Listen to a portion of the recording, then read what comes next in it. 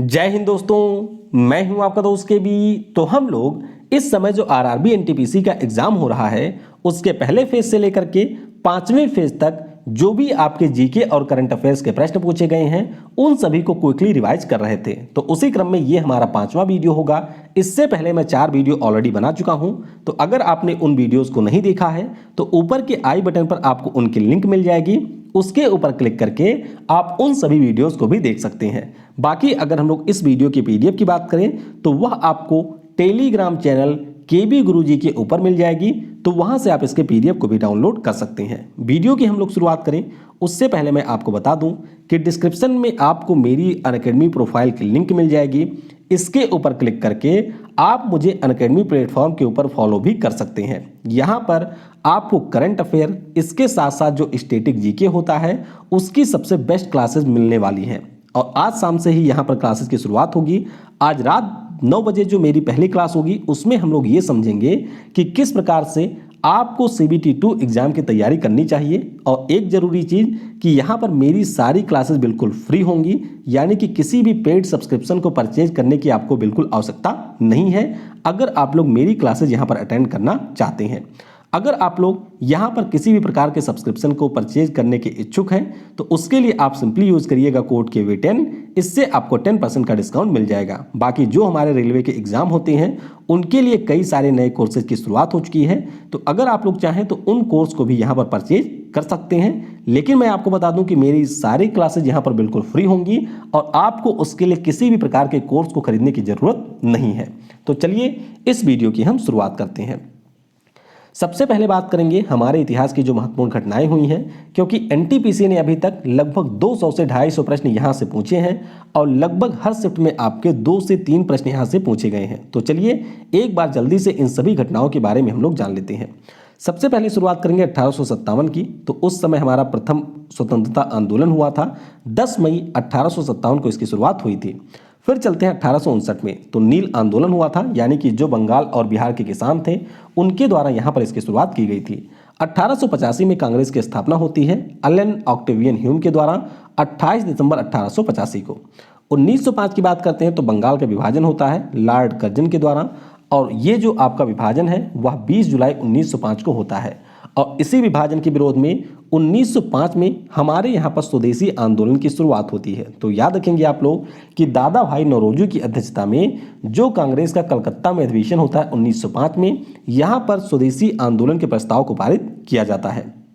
आगे बात करते हैं तो 1906 में 2 हमारे भाई थे जिनका नाम है सलीम उल्लाह खां और आगा खां। इन दोनों के द्वारा बांग्लादेश की जो वर्तमान राजधानी है ढाका, वहां पर एक नई पार्टी का गठन किया जाता है और इसका नाम होता है मुस्लिम लीग। तो कई बार ये प्रश्न पूछा गया है, इसके बारे में भी आपको याद रखना है। फिर 1907 में कांग्रेस का जो अधिवेशन होता है सूरत में, वहां पे कांग्रेस 2 दलों में विभक्त हो जाती है। एक तो आपका होता है नरम दल और दूसरा यहाँ पर होता है गरम दल। तो यहाँ से भी कई बार प्रश्न पूछे गए हैं, इनके बारे में भी आप थोड़ा सा याद रखेंगे। फिर आते हैं 1911 में। तो 1911 में दिल्ली दरबार का आयोजन किया जाता है। किसके लिए? उस समय जो ब्रिटेन के राजा थे जॉर्ज पंचम और उनकी रानी होती है मैरी, तो ये दोनों भारत के दौरे पर आते हैं, तो इन्हीं के लिए दिल्ली दरबार का आयोजन किया जाता है। ये पॉइंट आप याद रखेंगे।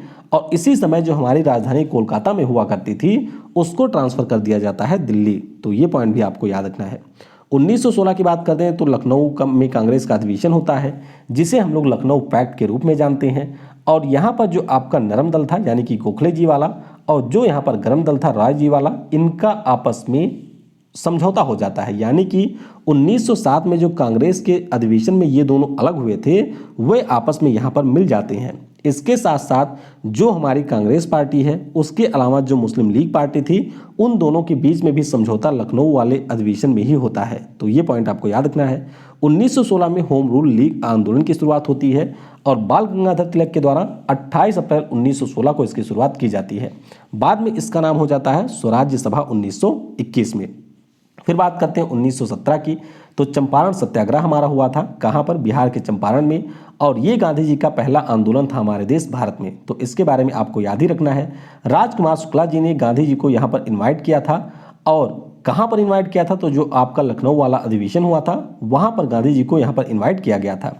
फिर बात करते हैं 1918 की, तो 1918 में आपका खेड़ा सत्याग्रह होता है और ये जो सत्याग्रह है गुजरात में जो किसान होते हैं उनके द्वारा लगाए गए टैक्स के विरोध में किया जाता है। फिर 1918 में आपका अहमदाबाद सत्याग्रह होता है और इस सत्याग्रह के दौरान गांधी जी के द्वारा भूख हड़ताल की जाती है, तो ये पॉइंट भी आपको याद रखना है। उसके बाद में 1919 में जलियांवाला बाग हत्याकांड होता है, तो 13 अप्रैल 1919 को अमृतसर के जलियांवाला बाग में यहाँ पर जनरल डायर के आदेश पर गोली चलाई जाती है और इसके विरोध में हमारे यहाँ पर इसके विरोध में गांधी जी के द्वारा असहयोग आंदोलन की भी शुरुआत की जाती है। फिर चलते हैं 1919 में, तो खिलाफत आंदोलन की भी यहाँ पर शुरुआत की जाती है मोहम्मद अली और शौकत अली नाम के दो भाइयों के द्वारा। 1919 में आपका आता है रोलेट एक्ट और गांधी जी के द्वारा इसी के विरोध में एंटी रोलेट सत्याग्रह की शुरुआत की जाती है। फिर चलते हैं 1920 में, तो 1920 आपके लिए बहुत ही ज़्यादा महत्वपूर्ण है। 4 सितंबर 1920 को यहाँ पर असहयोग आंदोलन, जिसे हम लोग नॉन कोऑपरेशन मूवमेंट कहते हैं, उसकी शुरुआत गांधी जी के द्वारा की जाती है। फिर 1922 का समय आता है, तो हमारा जो ये असहयोग आंदोलन था वह चल ही रहा होता है, लेकिन एक घटना यहाँ पर हो जाती है उत्तर प्रदेश के गोरखपुर जिले में, जहाँ पर एक स्थान है चौरा चौरी। तो वहाँ पर जो चौरा चौरी का कांड होता है, यानी कि जो पुलिस वालों को यहाँ पर लोगों के द्वारा जला दिया जाता है, उसके विरोध में गांधी जी के द्वारा यहाँ पर असहयोग आंदोलन को क्विट कर दिया जाता है। तो ये प्रश्न कई बार पूछा गया है। 1923 में स्वराज पार्टी की स्थापना की जाती है, किसके द्वारा? मोतीलाल नेहरू और चित्तरंजन दास जी के द्वारा। फिर 1927 में साइमन कमीशन का गठन होता है, जो आपका 1919 में रॉलेट एक्ट आया था उसकी समीक्षा के लिए यहाँ पर साइमन कमीशन का गठन किया जाता है। 1928 में नेहरू की रिपोर्ट आती है, यानी कि जो हमारी संविधान की रूपरेखा होती है उसको तैयार करने के लिए 19 मई 1928 को यहाँ पर नेहरू की रिपोर्ट आती है। फिर समय आता है 1929 का, तो उस समय पब्लिक सेफ्टी बिल और जो आपका ट्रेड डिस्प्यूट बिल था उसके विरोध में भगत सिंह और बटुकेश्वर दत्त के द्वारा दिल्ली असेंबली पर बम फेंका जाता है और इसके परिणाम स्वरूप इन दोनों को फांसी की सजा भी यहाँ पर सुनाई जाती है। फिर चलते हैं 1930 में, तो आपका पहला जो पूर्ण स्वराज दिवस है वह 1930 में मनाया जाता है। पहली बार कब मनाया गया था? तो 26 जनवरी 1930 को ये मनाया गया था। अच्छा, प्रश्न ये भी पूछा जा चुका है कि जो आपका ये पूर्ण स्वराज दिवस है इसको मनाए जाने की घोषणा कब हुई थी? तो 1929 में जवाहरलाल नेहरू की अध्यक्षता में जो आपके लाहौर में अधिवेशन हुआ था वहां पर पूर्ण स्वराज मनाने की घोषणा की गई थी।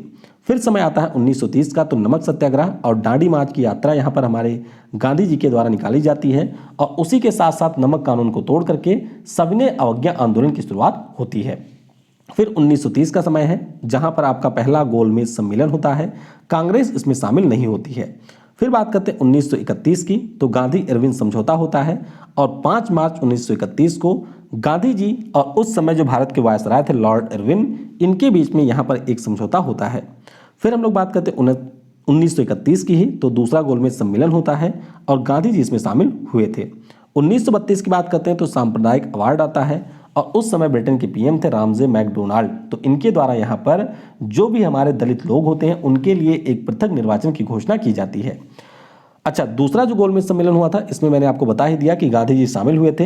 एक प्रश्न एनटीपीसी ने कई बार पूछा है कि तीनों गोलमेज सम्मेलन में कौन शामिल हुए थे? तो जो हमारे यहाँ पर भीमराव अंबेडकर जी हैं वे आपके तीनों गोलमेज सम्मेलन में शामिल हुए थे।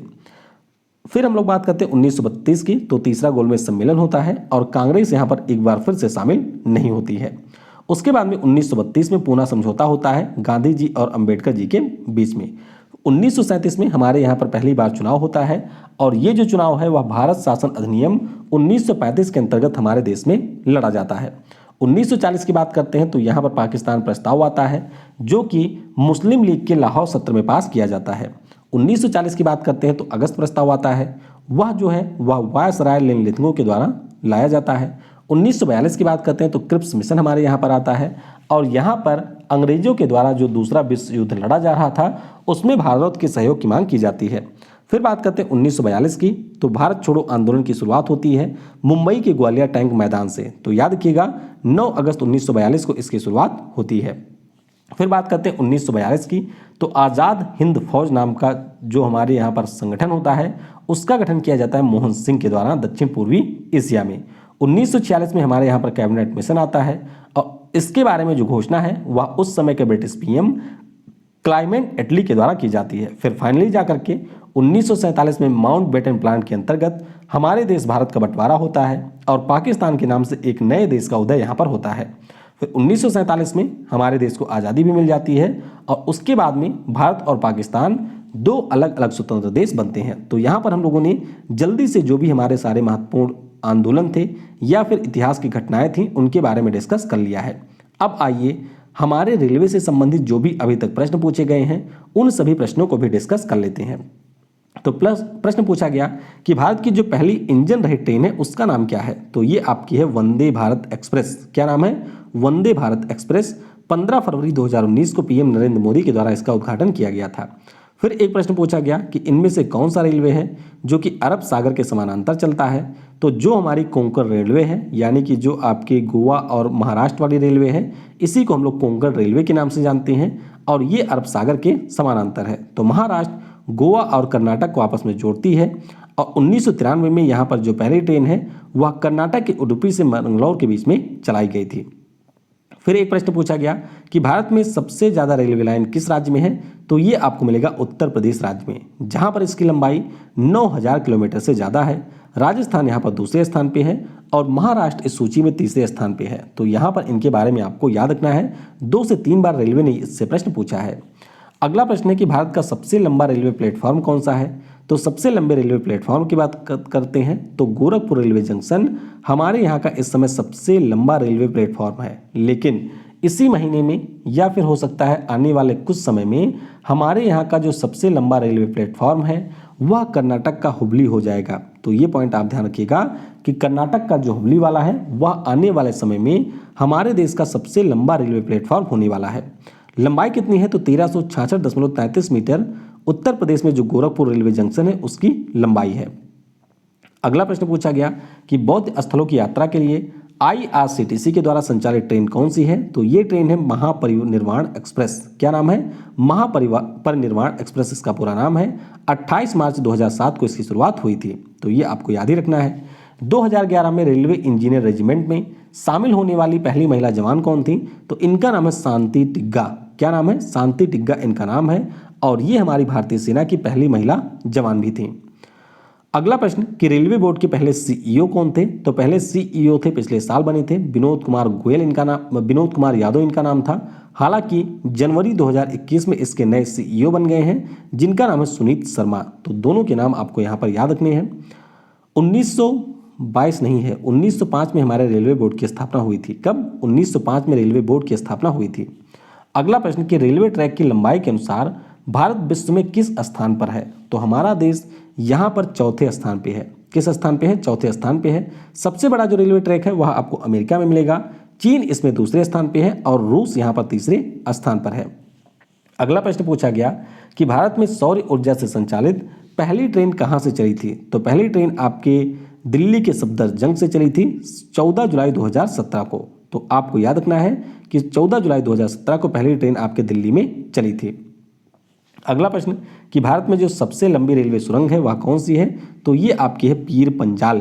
कौन सी है? सबसे लंबी रेलवे सुरंग की बात करते हैं या फिर हम लोग सबसे लंबी रेलवे सुरंग की बात करते हैं तो यह आपको मिल जाएगी जम्मू कश्मीर के पीर पंजाल में। लंबाई कितनी है, तो 11.2 किलोमीटर इसकी लंबाई है। सबसे लंबी विद्युतीकृत रेल सुरंग की बात करते हैं तो यह चेरलोपल्ली सिरोपुरु है जो कि आंध्र प्रदेश में मिलेगा, जिसकी लंबाई 6.64 किलोमीटर है। तो रेलवे और जो आपके यहाँ पर ब्रिज होते हैं उनके ऊपर मैंने एक डेडिकेटेड वीडियो बना रखी है जिसमें बहुत ही डिटेल में मैंने आपको चीज़ों को समझाया है। तो ऊपर के आई बटन पर आपको उस वीडियो की भी लिंक मिल जाएगी, वहाँ से आप लोग उस वीडियो को भी देख सकते हैं।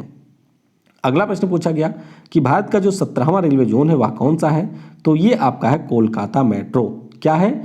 जो आपका कोलकाता मेट्रो है वह भारत का 17वां रेलवे जोन है।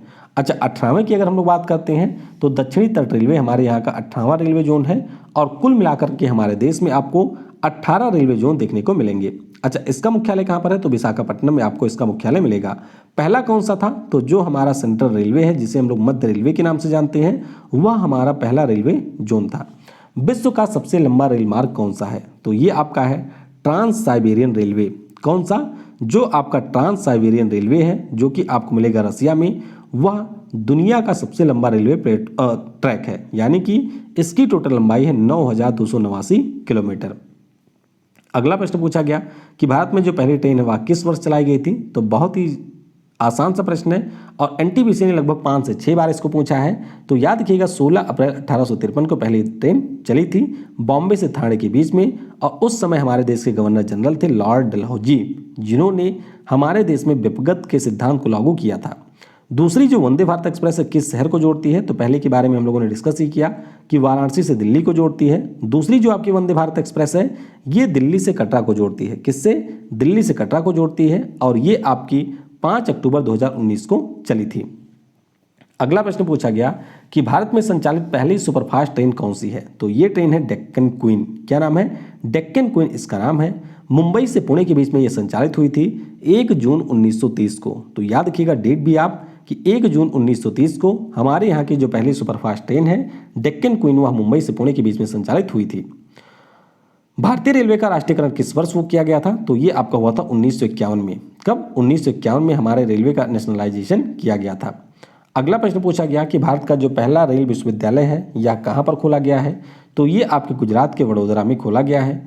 5 सितंबर 2018 को इसकी स्थापना हुई थी और नाम इसका रखा गया है national rail and transportation institute. क्या नाम है? National rail and transportation institute. अगला प्रश्न पूछा गया कि भारत की सबसे लंबी दूरी तय करने वाली ट्रेन का नाम क्या है।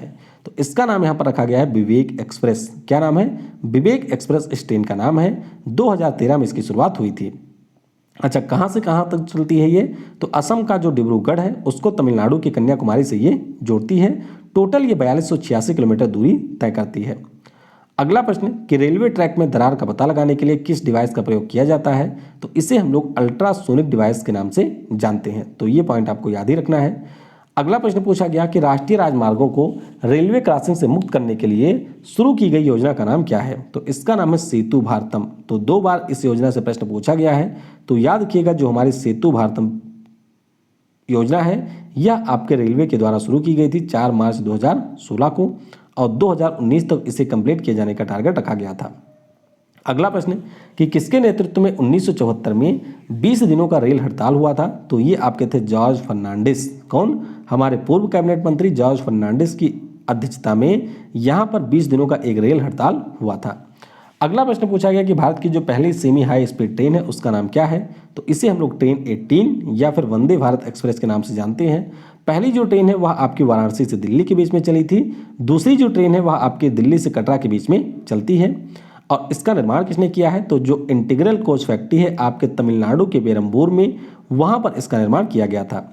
फिर एक प्रश्न अभी जल्दी पूछा गया कि भारत की जो पहली डबल डेकर सिंघात एक्सप्रेस ट्रेन है यह किनको आपस में कनेक्ट करती है। तो ये कनेक्ट करती है मुंबई से पुणे को। किसको? मुंबई से पुणे को ये आपस में कनेक्ट करती है। तो 12 अप्रैल 1978 को पहली जो एक्सप्रेस ट्रेन है जिसका नाम है सिंघात एक्सप्रेस, इसको यहाँ पर लॉन्च किया गया था। तो इस प्रकार से रेलवे से संबंधित प्रश्नों को हमने डिस्कस कर लिया है। यहाँ पर आप हमारे रेलवे के जो भी हेडक्वार्टर हैं उनके मुख्यालय को देख सकते हैं। तो ये आप लोग PDF में पढ़ लीजिएगा। बाकी वीडियो हम लोग यहीं पर समाप्त करते हैं। इस वीडियो की जो PDF फाइल है वह आपको टेलीग्राम चैनल KV गुरुजी वहाँ पर मिल जाएगी, तो वहाँ से आप इसके PDF को डाउनलोड कर लीजिएगा। बाकी जिन भी लोगों का आज एग्जाम है उन सभी लोगों को शुभकामनाएं। और रात को आप 9 बजे CBT 2 की जो प्रिपरेशन वाली क्लास है उसमें आना बिल्कुल भी मत भूलिएगा। उस क्लास की लिंक भी आपको नीचे डिस्क्रिप्शन में मिल जाएगी, तो उसके ऊपर क्लिक करके आप उस क्लास में इनरोल जरूर कर लीजिएगा। Thanks for watching. जय हिंद, जय भारत, और सबसे जरूरी, पढ़ेगा भारत तो बढ़ेगा भारत।